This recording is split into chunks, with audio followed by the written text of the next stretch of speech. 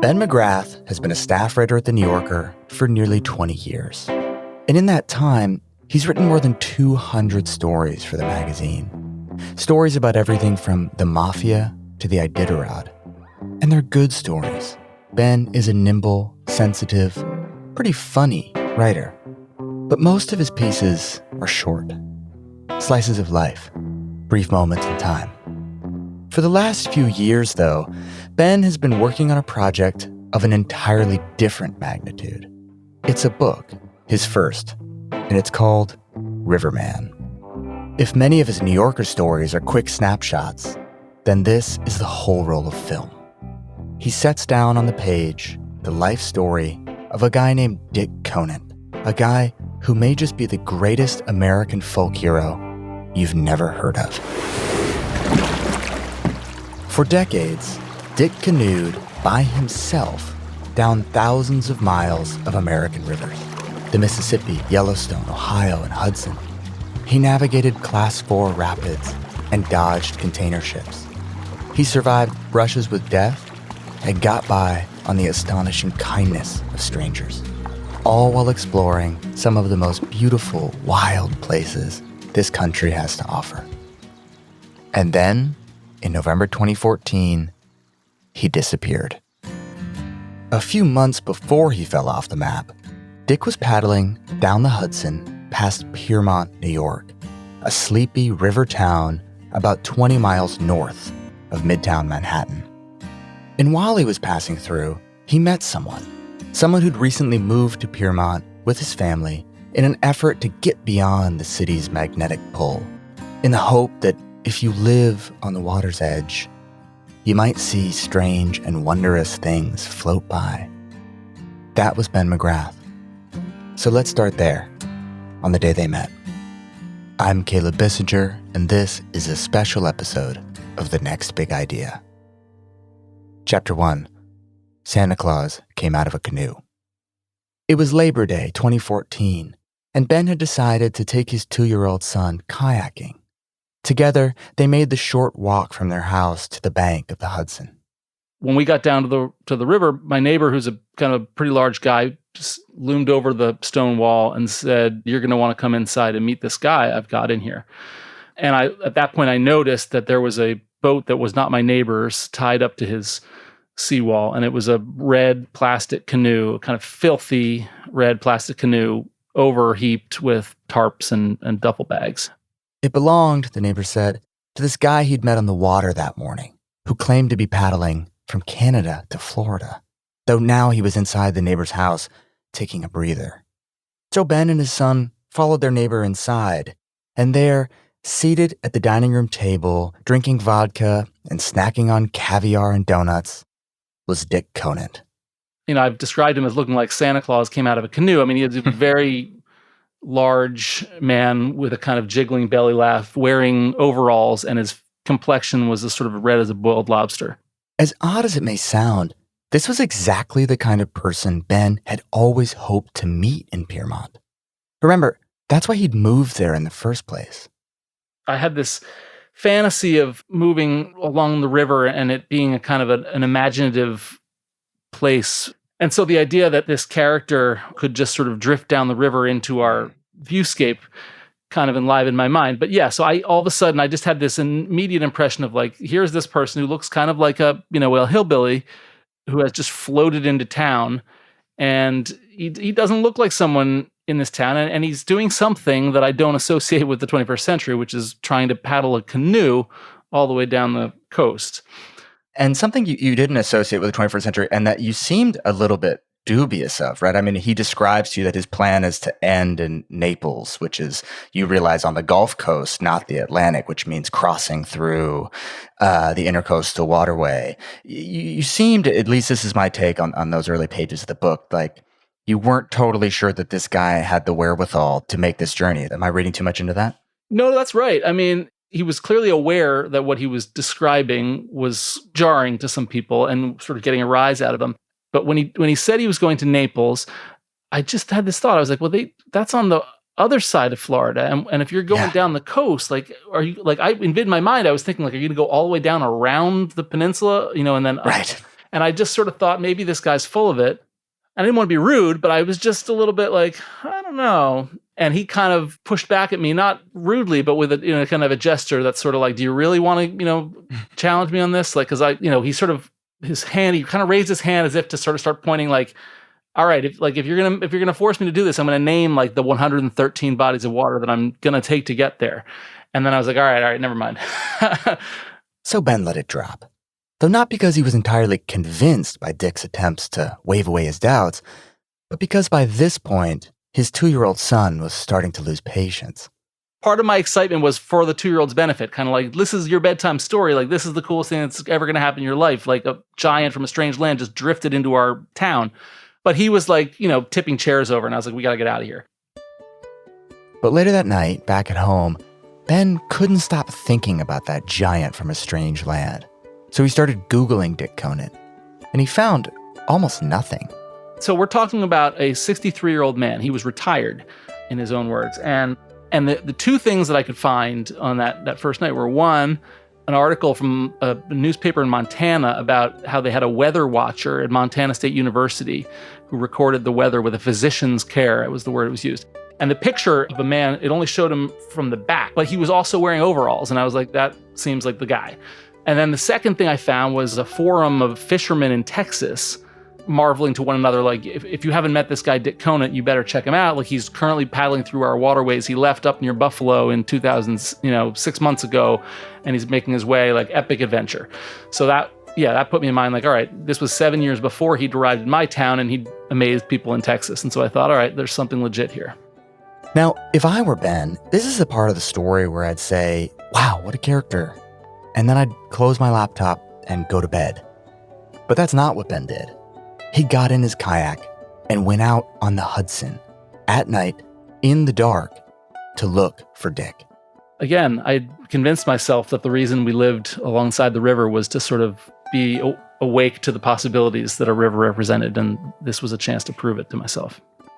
But I want to push you on that a little bit. I mean, say more about that. Is that sort of a latent adventurer spirit in you? Is it journalistic curiosity? Were you worried about this guy's well-being, or did you want to confront him and say, I'm sorry I doubted you about going to Naples because I just read what you did in 2008? I wasn't worried about him yet. That will come. But that wasn't what was happening at this stage. At this stage, it was less self-conscious than that. There was a sense that I had of like, oh, darn, like this kind of story is like a no-brainer of a talk of the town story in the Ben McGrath wheelhouse. Like, unusual strange man washes up in town on way to Florida. And so I did feel like, oh, that was a blown opportunity. But also it was just kind of like on some level that I hadn't quite processed yet, there was something that awakened in me like possibility, like, wow, you can getting off the shore and out into this river, like you can go places. He paddled for half a mile or so. Nothing. No sign. So he turned around. But he wasn't giving up, just regrouping. The next afternoon, Ben grabbed a notebook, tape recorder, and a printout of that forum where Texas fishermen had marveled at the audacity of Dick's past adventures. And then he got in his car and drove through the wooded area that runs south along the Hudson between Piermont and the George Washington Bridge.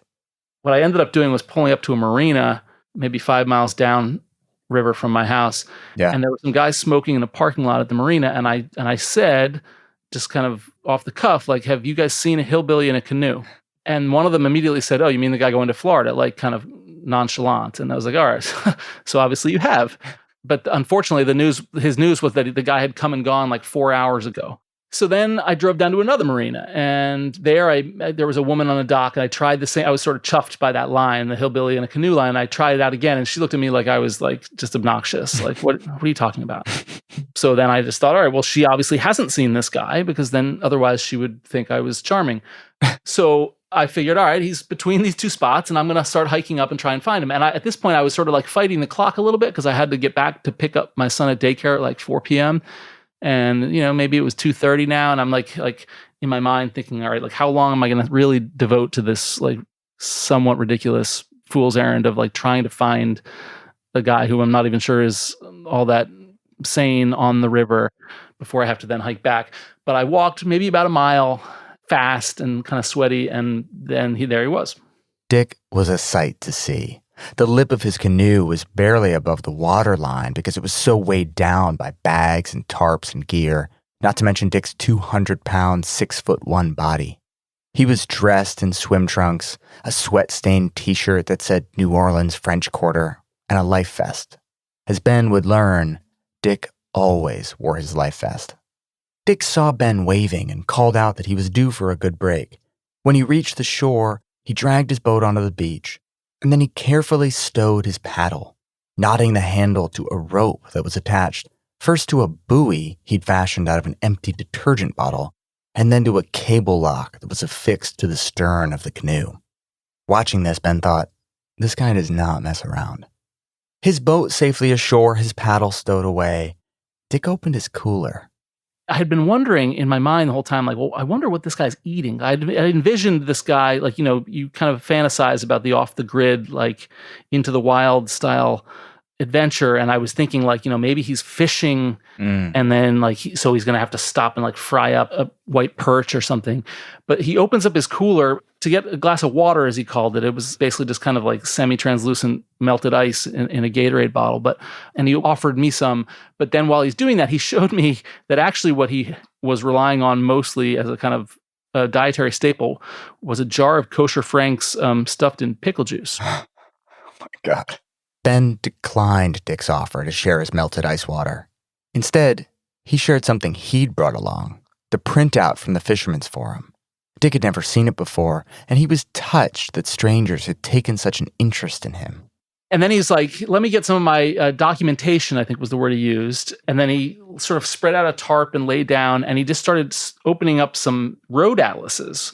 This was yet another incongruity, which is that the man who was astonishing me by his knowledge of navigating inland waterways all around the United States was using road atlases. Right. But he opened up the road atlases, and they're just covered, like corner to corner, in pretty tidy, like block-lettered handwriting, which are his notes.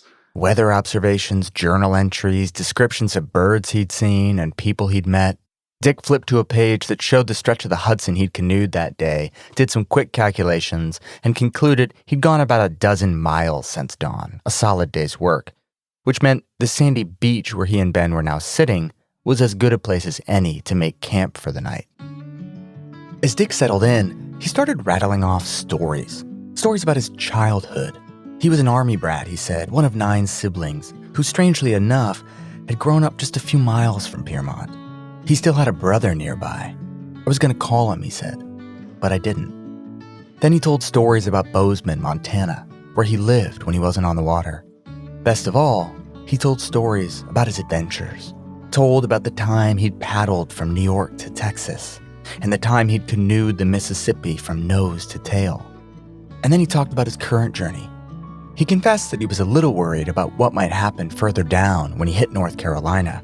He'd be in a desolate area, he said, far from the intercoastal waterway. But he was ready for it. He traveled with 3 weeks' worth of rations. Listening to these stories, Ben was in awe. He was also in a hurry. Really, the main thing at that point I realized was I was totally captivated, and then also looking at the clock and being like, I can't actually stay here very long. I'm sorry I've interrupted you on your travels, but actually, now that you've amazed me, I have to leave and go pick up my son. As Ben got up to go, Dick asked if he could keep that printout from the Texas Fisherman's Forum. So Ben handed it over. But before he did, he wrote his name and number on the back, just in case. The next day, Ben went back to Dick's campsite and found the Riverman napping, apparently after snacking on cheese and condiments. By this point, Ben had decided to write a short piece about Dick for the New Yorker, and he wanted to know if there was some way to get in touch downriver, in case the magazine's notoriously persnickety fact-checkers had any follow-up questions. Dick's reply? Nope. So Ben tried another approach. If he couldn't contact Dick in the future, maybe he could get some basic facts on the record now. He asked, when you go on a trip like this, do you give up your apartment? That's kind of sensitive, Dick replied. One of the reasons I go on these trips is because I don't have an apartment. I'm homeless. He then launched into a monologue about his checkered career, as he called it, the time he'd spent working on the railway, his stint in the Navy. He described the iffy state of his health. He had high blood pressure, high blood sugar, and he took medication for both. Every 2 weeks, he'd leave the water, find a VA hospital, and stock up on pills. As they spoke, Ben couldn't help but notice Dick's exuberance, which had been so abundant the day before, had faded now, replaced by a more melancholic mood. And he could pick up that melancholy in something Dick admitted later that day. "These adventures are incredible," he told Ben.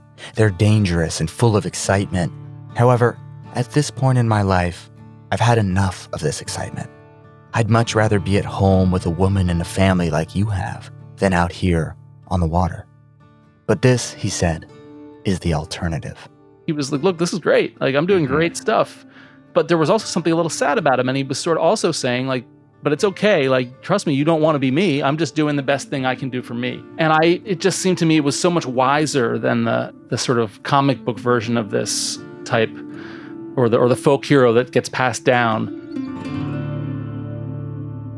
Chapter 2. Mental Barnacles.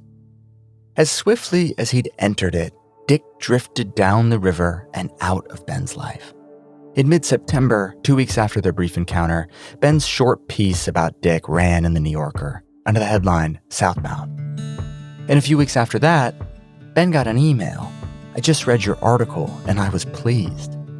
It was from Dick. He was in Delaware, which meant he'd traveled 150 miles. Now he was preparing to cross the Chesapeake. He added that he was in good health, before signing off, "Your friend, Dick Conant." Dick continued his adventure. Ben filed a story about a professional video game player. And that was that. Until November 29th, when Ben got a phone call. So yeah, I answer the phone and I hear a guy in a bit of a kind of southern drawl say, "Ben McGrath, I'm investigating a missing boater." The caller's name was John Beardsley. He said he was a wildlife ranger from North Carolina, and he was trying to track down the owner of a red canoe that had been found floating in the Albemarle Sound, not far from the Outer Banks.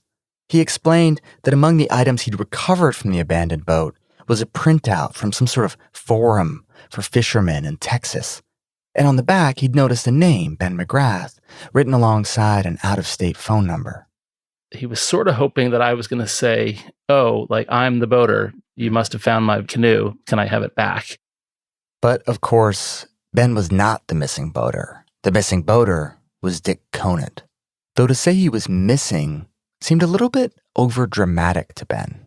What I imagined, actually, I kind of assumed, in fact, that what had happened was some people had found a canoe and didn't realize the kind of character that they were dealing with and kind of thought, well, where's the person?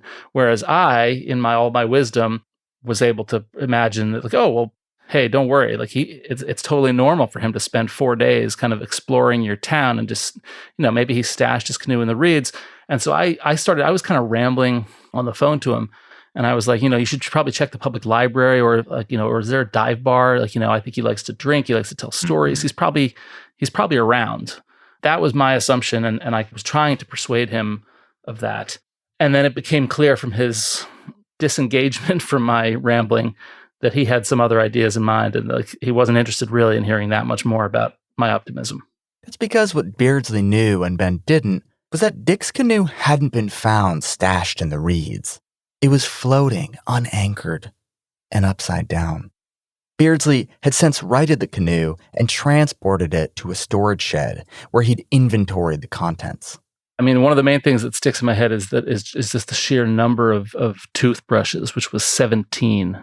And I think there were some cigarette lighters and extension cord and newspapers, wet, sodden newspapers from kind of up and down the eastern seaboard, from Trenton and from Catskill, New York. And Beardsley also found road atlases covered in writing, 14 chapsticks, a deck of playing cards, an interview with Paul Krugman clipped from the Princeton Alumni magazine, a radio, pens, thumb drives, and a lone copy of the New Yorker. All of this, plus a few coolers, water jugs, and camping equipment, had been packed into a 14-foot canoe. There was also a paddle, tied to a rope, attached to a buoy, and locked to the side of the canoe. If the contents of Dick's canoe said something about who he was, a planner, a pack rat, they didn't say anything about where he might have gone. So when Ben told Beardsley that he'd met Dick 3 months earlier and written a story about him, Beardsley figured that was enough of a connection to merit asking Ben for help. He wanted Ben to track down Dick's family under one condition. Under no circumstances was he to contact them himself. After all, this was an active investigation. After we got off the phone, I went back through my notes and I saw the moment when Dick actually specifically named one of his brothers as the person with whom he was most in touch, and that was his older brother, Joe. And the reason that they were the most in touch, which wasn't that much in touch, to be clear, was because Joe's wife was, I think the word Dick used was a fuss budget. You know, the kind of person who's great at keeping big families in touch by always writing birthday cards and Christmas cards and keeping the little formalities going. And he specifically told me that Joe lived in Peachtree City, Georgia, and had used to fly for Delta Airlines. So it wasn't that hard for me to locate Joe Conant in Peachtree City, Georgia. And what I did was I emailed Officer Beardsley the phone number that I was able to find, and then reassured him that I was going to follow his request and not go any further. Ben had actually thought about trying to reach Dick's family back when he was writing a short piece for The New Yorker. But what would he have said? "You don't know me, but I met your brother on the Hudson River. He was amazing. It seemed kind of complicated. Best not to wade into it," he thought. A decision he now regretted. Maybe I really had messed up. Maybe my role wasn't to just chronicle his journey, but maybe I had an opportunity to bring his family back into this picture, and I had passed up that opportunity, and now look where we were. It was a bad place. But there was nothing he could do about it. Officer Beardsley had given him strict instructions to leave the Conant family alone. So Ben sat on his hands. Until something happened that caught him completely by surprise. Dick's family got in touch with him. Not Joe from Peachtree City, but two brothers who lived not that far from Piermont. Remember how Dick had told Ben he had family in the area he decided not to contact? Well, now they were contacting Ben to meet for drinks. We had a kind of summit. It was an open question of what had happened. You know, the missing persons investigation continued, and there was no clarity about where things stood. They were kind of curious about what it was in their brother that had caused me to care. They were kind of pleased and flattered sort of on his behalf, but also a little bit puzzled. And that was this sort of weird little dance that we had in this initial meeting where they were kind of like tiptoeing up to this idea like, well, did you really know Dickie? Because that's what they called him, you know, because he's a little bit off. And a little bit off how? What was their perception of how he was off? The sort of delicate and kind of lovely way that one of them put it, actually quoting Dick himself, they said that he once told their mother that he struggled with mental barnacles. This was his nautical euphemism for paranoia. Wherever he went, he was afraid of overstaying his welcome. Spend too long in one place and he'd start thinking everyone was out to get him. What had caused it? The brothers couldn't say. All they knew was that something had happened to Dick back when he was in his 20s. Whatever it was, it changed their brother. And the worst part for them was that up to that point, he'd been their hero. One of the things that I didn't learn until talking to his brothers, that I wouldn't have known from talking to him, was that he had been a kind of a superstar social figure in their lives and in the lives of their community. I mean, he was the golden boy. He was super great at sports, great at school, great at art, popular with the girls. He was that kind of person. So that was interesting to me because obviously I met a person who was living kind of on the margins, and the person that they were describing and kind of lamenting the loss of was a person who was very much at the center of things. I think that's what makes Dick's transformation, as tragic as it was, oddly fascinating. His brothers loved him best when he was the golden boy, and they pitied who he became, a river wanderer. And yet that guy they felt sorry for, that guy who spent so much time alone in a canoe, that's who Ben had been entranced by. Part of the same thing that made them frustrated by and sad for him, which was his sort of fundamental elusiveness, was exactly what I thought that I and other people were drawn to, right? Like it's sort of like we relish the ability to be elusive. And when we see someone seeming to succeed at it, we think, oh, this is pretty awesome. And it's great to be reminded that it's possible. And as I'm sort of talking my way through that with them, I'm also realizing, of course, that this is the downside of that is like the very predicament we're facing here, which is that here we are sitting at this bar and we have no idea where he is. And the reason we have no idea where he is that he was so elusive that he wasn't accountable to anyone and he wasn't reporting to anyone where he intended to go next. And so no one had a bead on his progress. Although Dick's whereabouts were unknown, one of his brothers had brought along something that might contain a clue. He pulled out a stack of paper, hundreds of pages, and slid it across the table to Ben. They were typed manuscripts that Dick had mailed to him over the years. Extensive travel logs that chronicled the ups and downs of his journeys. Maybe they contained some hint about what Dick had done in the past when the going had gotten rough. Maybe this wasn't the first time he'd abandoned his canoe. Sure enough, Ben found a glimmer of hope. It was an extended riff about Dick's decision to call off one of his previous journeys a few hundred miles short of his intended destination. In these pages, he was sort of grappling with what the difference is between a man of courage and a damned fool, and talking about, how he could be rescued or whether it would be difficult to be rescued, and what his family would think. These all seemed like the reckonings of a serious person, right? Not a crazy, reckless guy. If Dick wasn't reckless, if he wasn't a damned fool, then maybe he hadn't capsized in North Carolina. Maybe he'd just decided, hell with this, and walked away, still wearing his life jacket. It was a comforting thought, and it kept Ben's hope afloat until he got a package. Return address, Peachtree City, Georgia. It was from Joe, another of Dick's brothers, the pilot, the one with the fuss budget for a wife. And inside were the annotated road atlases that had been recovered from Dick's overturned canoe.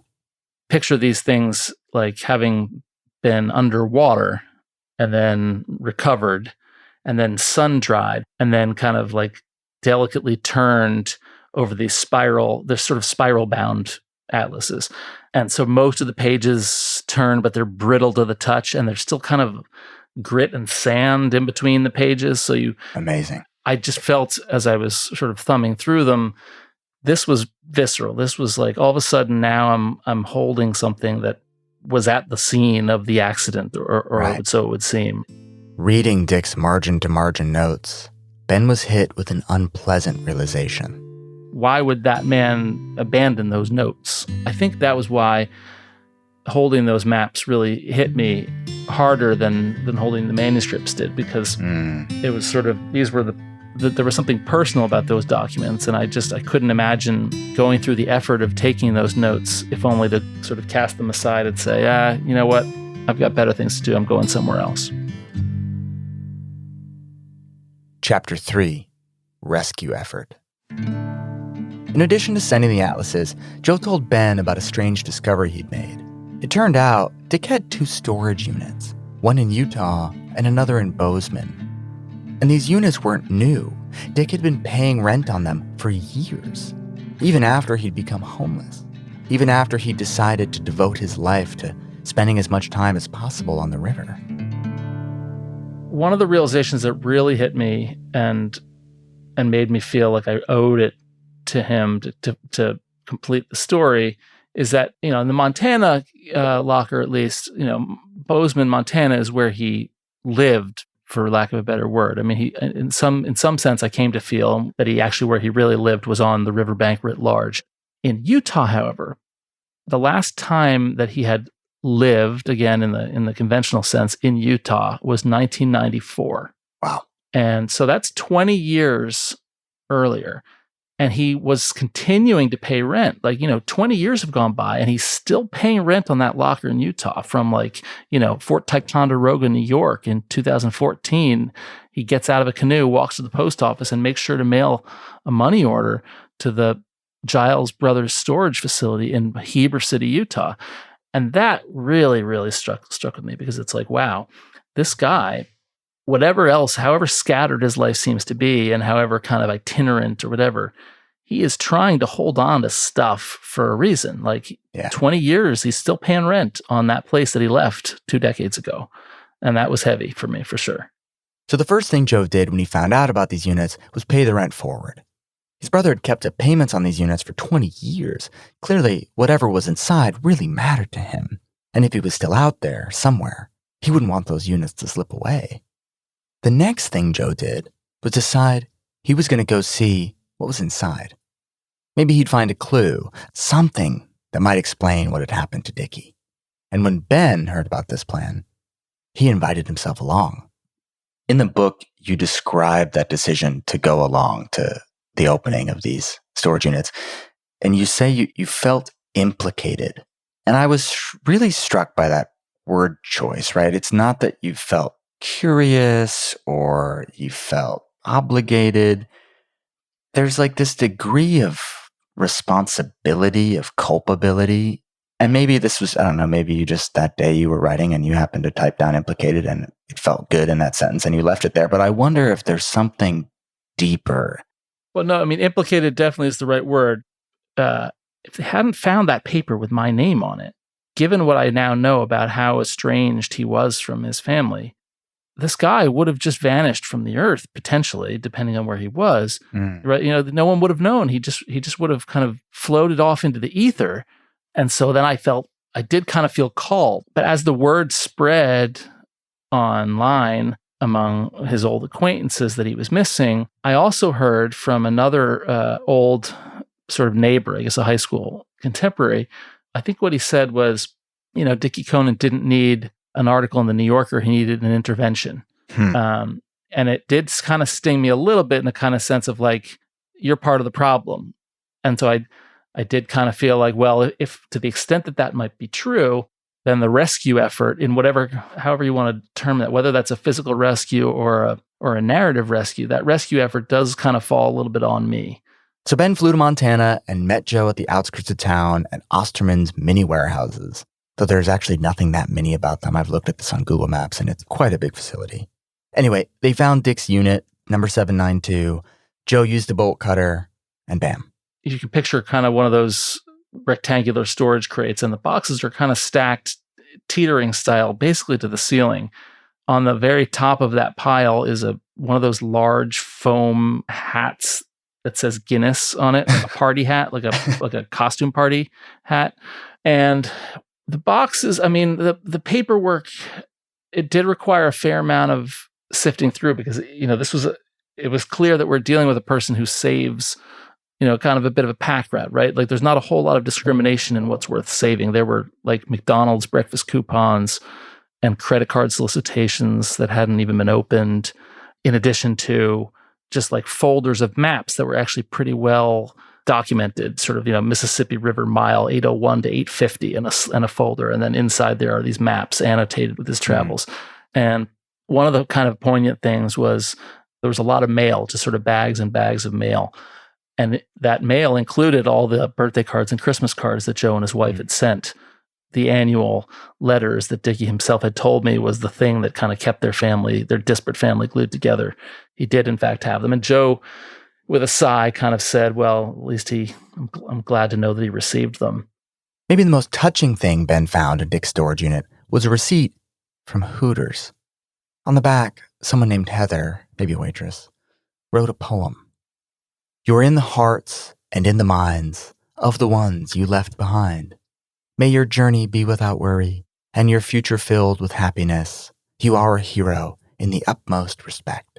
One of the things I love about that poem, you know, it's the way she spelled it was the upmost, right? Not the utmost, but the upmost, and yet it's the wrong your and the wrong your exactly. So it's great because it's such a real document, right? It's like it's the back of a Hooters receipt.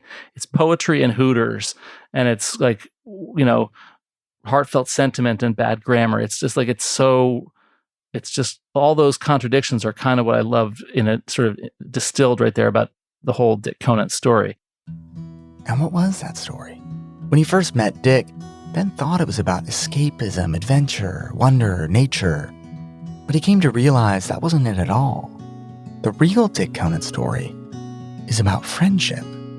Everywhere Dick went, he made friends. Whether it was Ben the New Yorker writer or Heather the Hooters poet, he had this rare ability to draw people to him, to connect. to garner trust and admiration and affection. As one of Dick's many friends later described it to Ben, Dick dropped memories all over the place. We could all be so lucky. This was a guy who had actually grown up surrounded by love and friends, and then things didn't go the way he imagined they would in his young adulthood. And this happens to lots of people. And what he did in a very unusual and remarkable way was he found a way to reinvent himself in his middle age and become great at making friends again. Now, the way in which he differed from many people who are good at friendship is that he had a hard time maintaining those friendships because of his paranoia and because he was kind of rootless and kept on moving.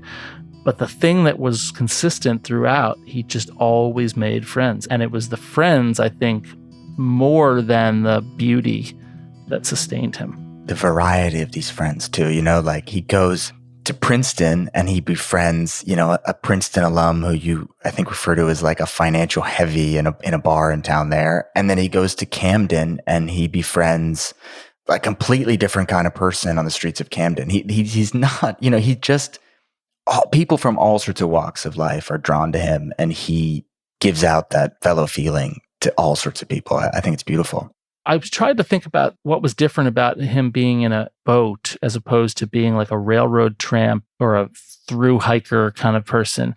And I think part of it is that doing it on a boat was unusual enough and sort of exotic enough and ingenious enough that it expanded his social universe. I think like if a hobo kind of tramps through your town, in that town, there might be a certain slice of people who are always going to befriend that person, who feel a kinship with wandering souls. Dick Conant comes through, and his friends are like, they're lawyers and they're the unhoused. They are professors and they're anarchists and they're like super conservative military people. It could be anyone. Right. His friends are kind of they range extremely widely, and that was kind of thrilling vicariously to walk through. Ben left the storage unit committed to writing something about Dick, something long, something that would do justice to the man, something Dickie would be honored to read, if he was still out there. He started cold calling people whose names he'd found in Dick's manuscripts and journals. He'd ask something like, "Do you remember meeting a guy named Dick Conant? Big fella, always wore overalls, lived in a canoe?" And invariably, he'd get the same answer. Are you kidding me? We were just talking about that guy on Thursday. And some of those people, they had met him like 15, 20 years earlier. It was beginning to seem like Ben had all the trappings of a great book. He had in Dick Conant a larger-than-life character. He had a theme, friendship. He had an epic adventure storyline. He was just missing two things. First, he needed to understand Dick's tragic flaw. What had happened to him back in his youth? Why had he gotten off the Golden Boy path and ended up on the river? Ben needed to answer that. He also needed an ending. Chapter 4, Dickie. Describe sort of his youth and young manhood. He's this incredibly bright, precocious, popular guy. He gets a scholarship to SUNY Albany. He's on the soccer team. He just feels like homecoming king. And then there's a little bit of I think you say there's a crack up. What happens?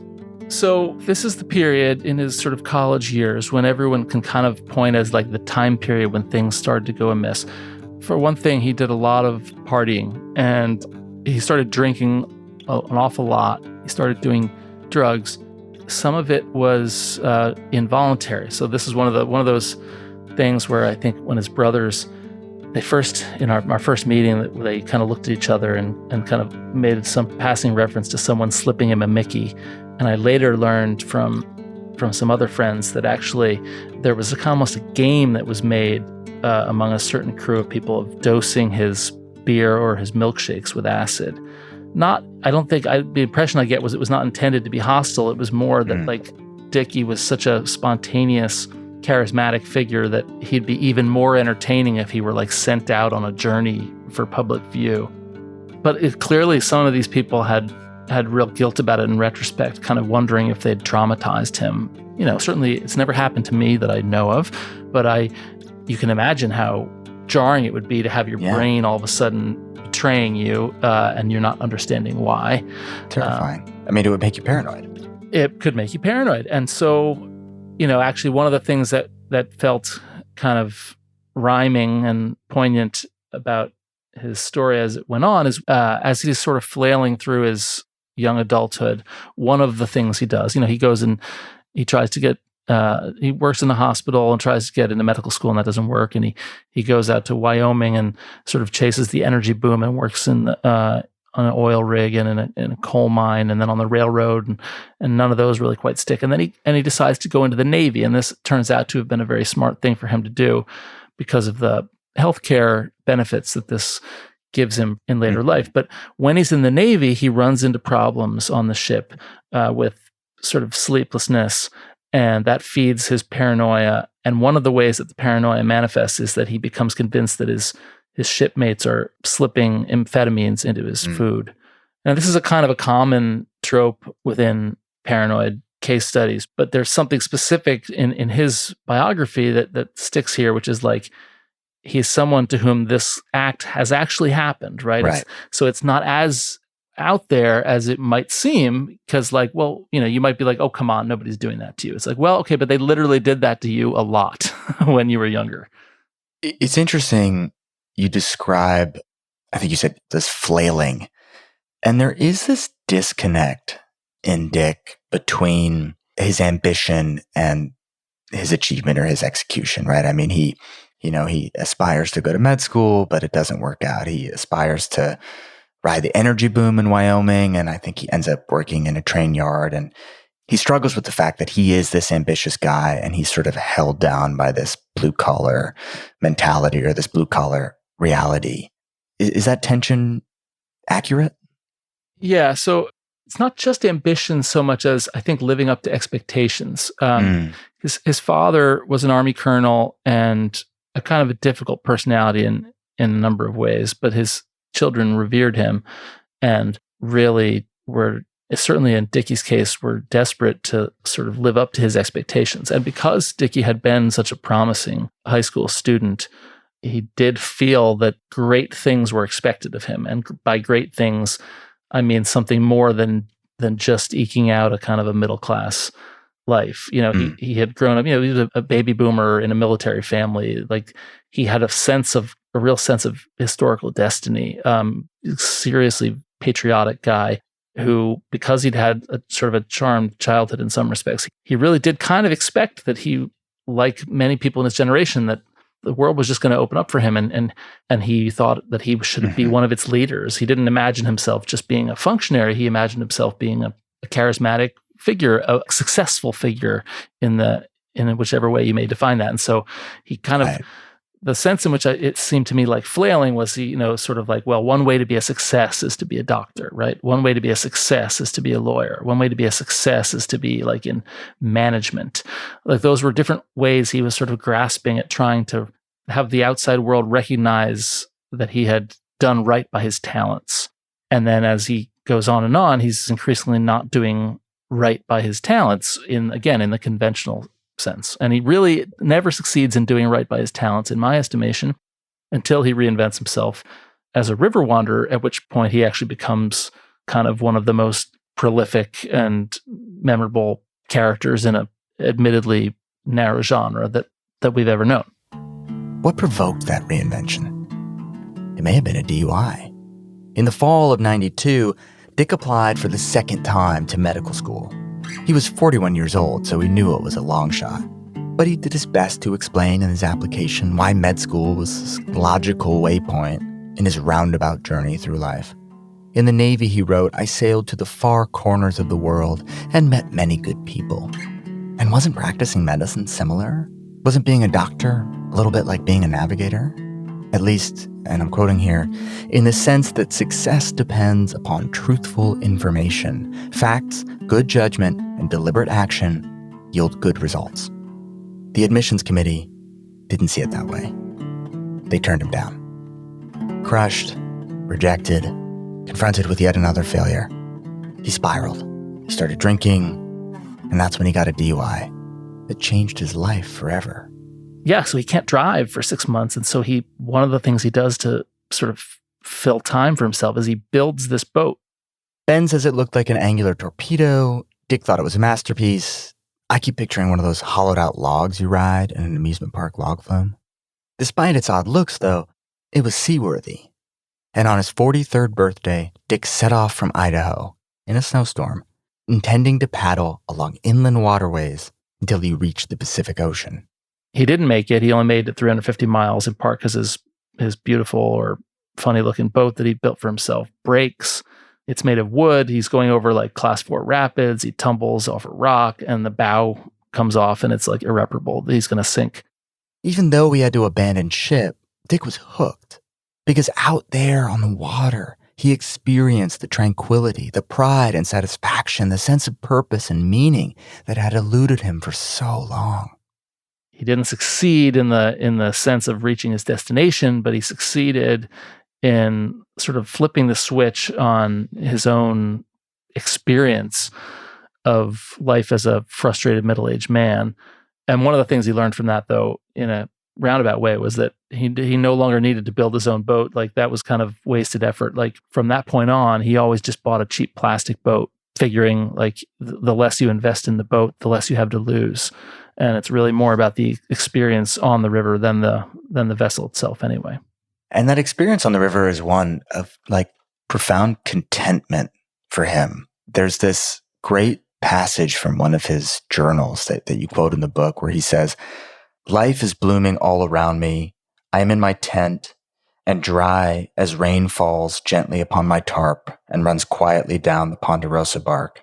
Geese are copulating as my canoe sways along the roots on the nearby bank. I'm reading about Chaucer's England in the 14th century.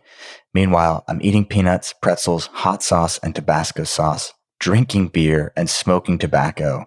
I am enjoying good, solid peace at 8 a.m. Yeah, I mean, to me, the kicker in that journal entry for sure is the 8 a.m.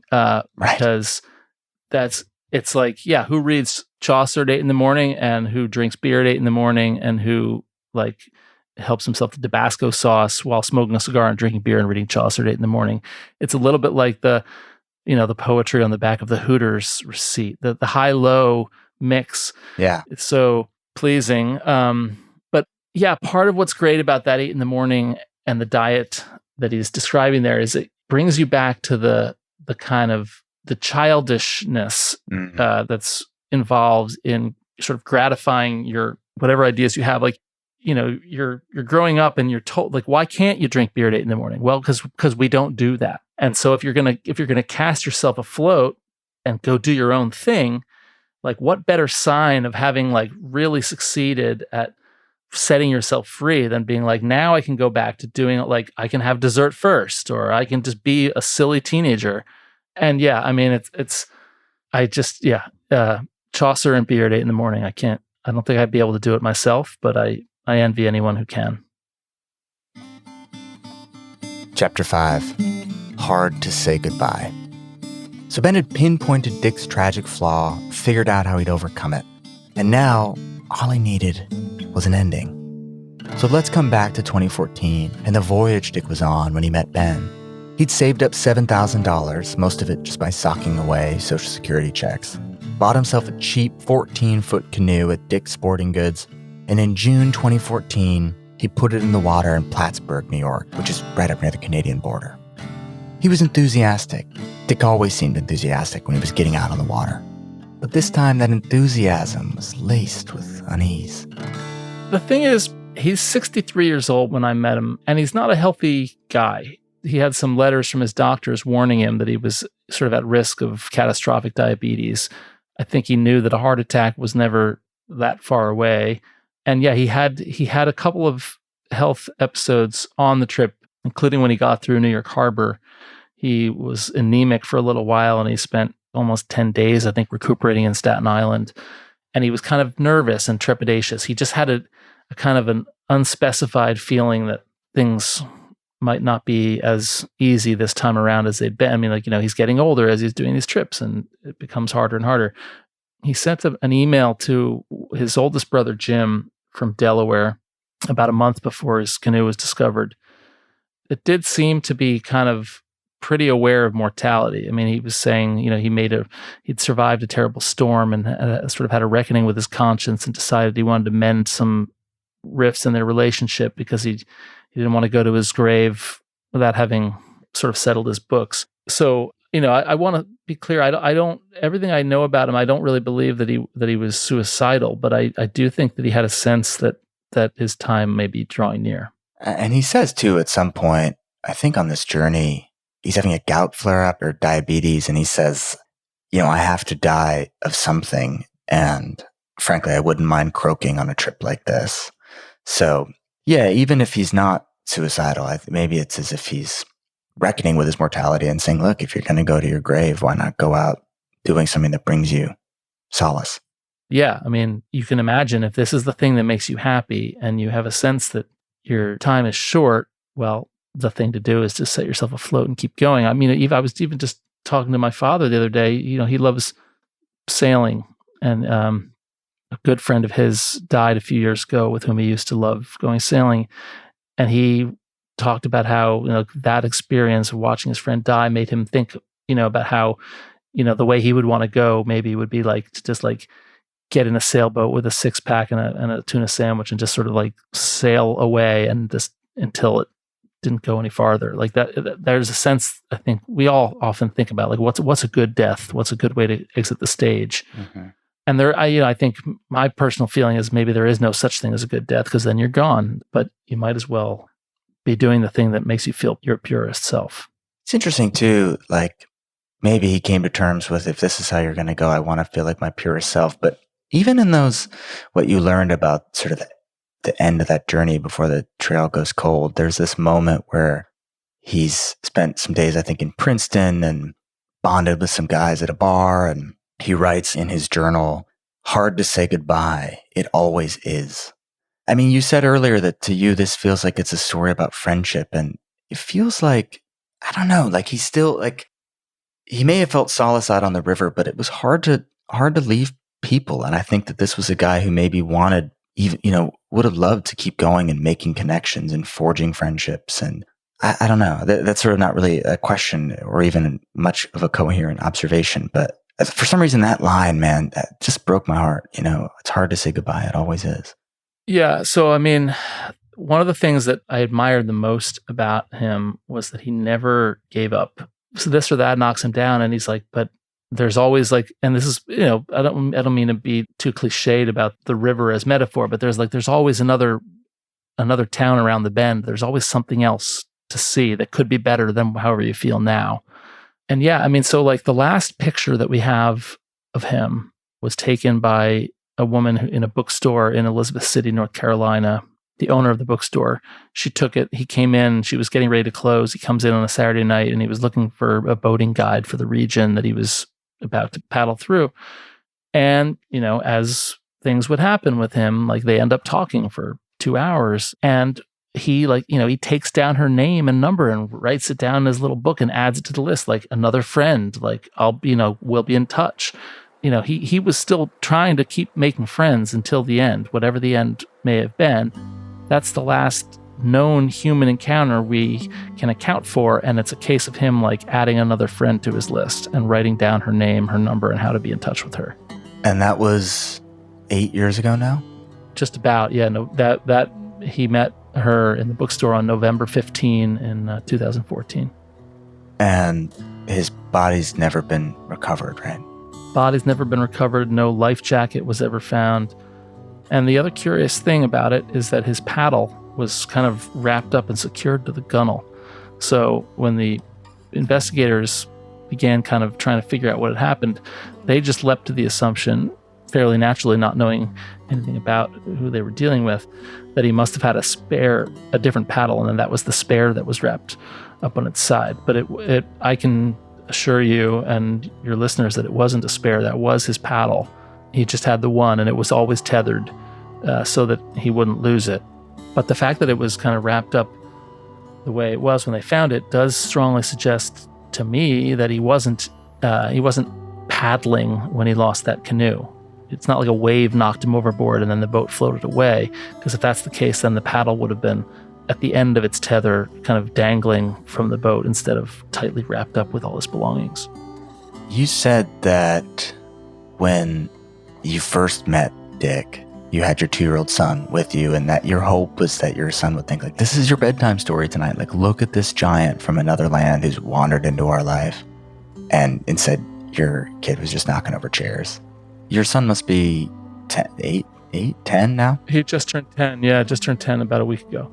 Do you think you wrote this book at all so that he could get that bedtime story?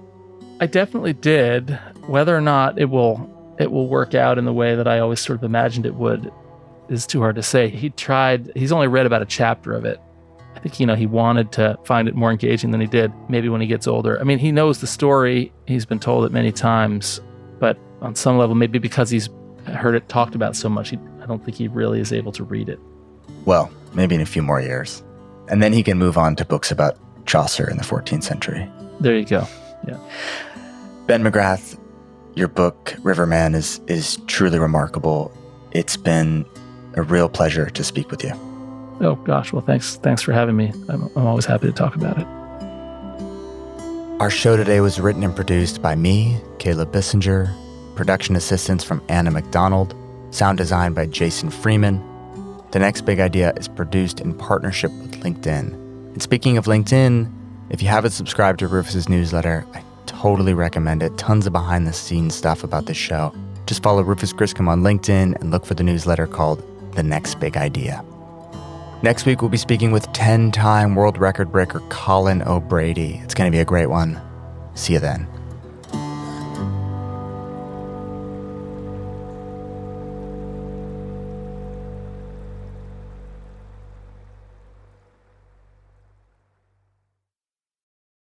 Hey, one last thing before I go. I want to tell you something I just learned. 81% of people say they wish they could read more, but they just don't have the time. If you're in that 81%, I may have a solution for you. It's the Next Big Idea app. We have partnered with more than 500 of the best nonfiction writers at work today. I'm talking about folks like Walter Isaacson, Anne Lamott, Heather McGhee, Adam Grant, Daniel Pink. The list is endless. And we've worked with them to create 15-minute audio summaries where they distill their books down into 5 big ideas. And because these summaries, we call them book bites, because they're written and read by the authors themselves, you know you're getting the real thing. So if you're a person who struggles to fit reading into your day, I think this might be the answer for you. And accessing this incredible library of book bites could not be easier. All you have to do is go to your app store, search for The Next Big Idea, and download the Next Big Idea app. There's no better way to get smart fast. Download it today. Search for The Next Big Idea in your app store.